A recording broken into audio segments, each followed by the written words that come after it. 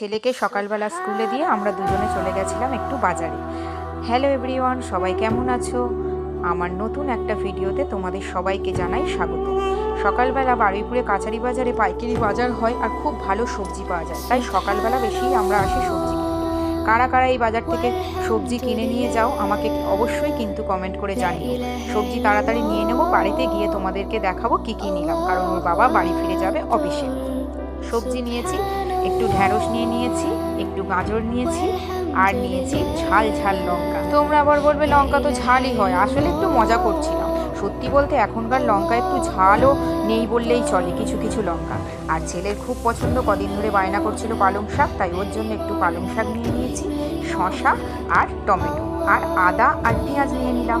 আর আজকে যেহেতু উল্টো রথ, আজকে ছেলের রথের জন্য ভোগ করব, তার একটু বাজার করে নিলাম, তেজপাতা, শুকনো লঙ্কা, গরম মশলা, নুন, ডাল, চাল। ভিডিওটা কেমন লাগলো অবশ্যই জানিও। দেখা হবে নতুন ভিডিওতে। টাটা।